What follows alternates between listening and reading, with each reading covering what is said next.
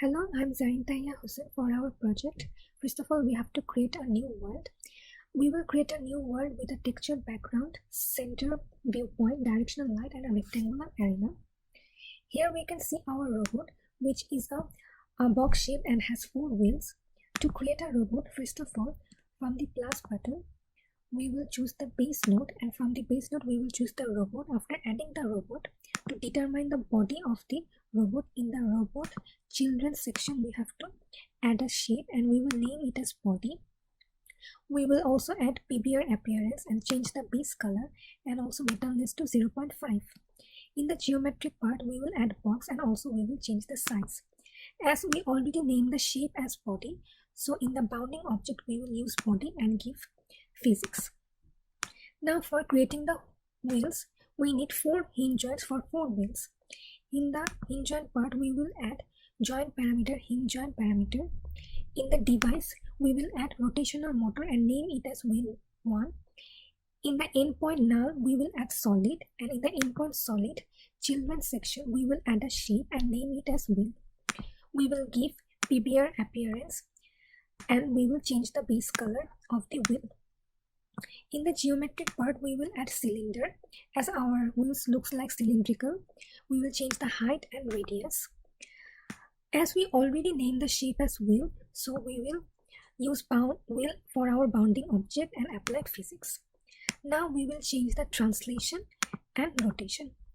In the joint parameter, hinge joint parameter section, we have anchor. We have to make sure that the anchor XYZ must be same as translation XYZ.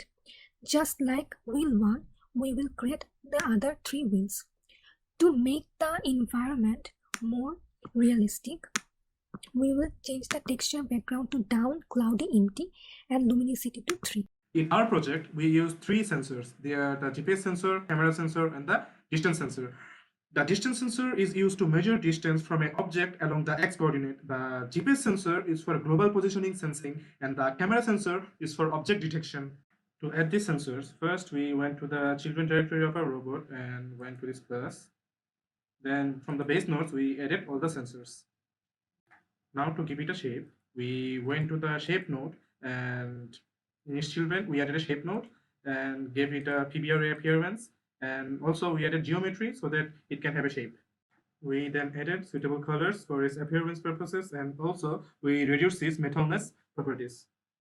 Then we went to the translation and rotation properties so that the sensors can stay in their proper places.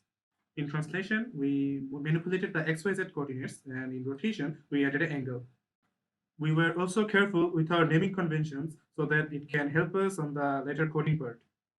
Afterwards, we added collision from bounding object and also added physics like density and mass so that the objects can have physical properties.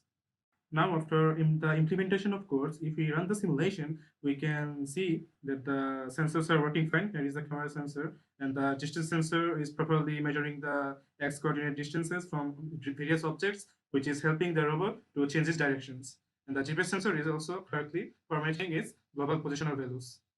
Hello, I am Hatifzad Bakshi. I am going to talk about controller code implementation and object detection.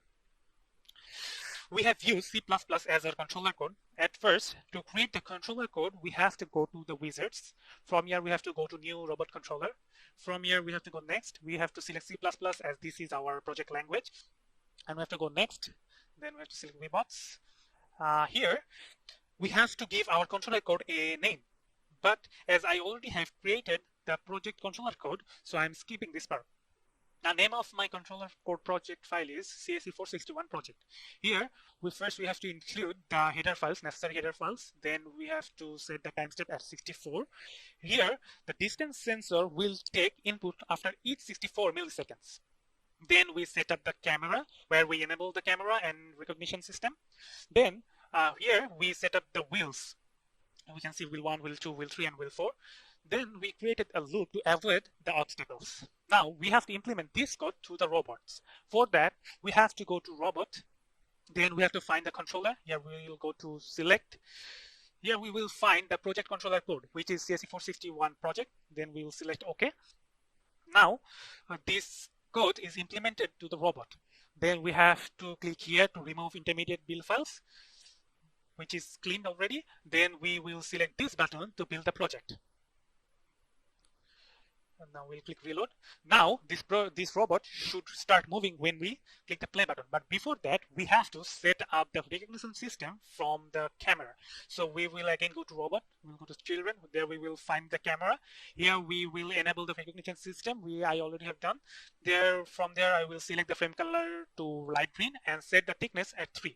Now if we run this project, this robot should start moving forward and detect the objects. Here we can see from the camera, this is detecting the object with a light green box, and when it detects an object in front of him, it starts moving and turning around and moving to other direction.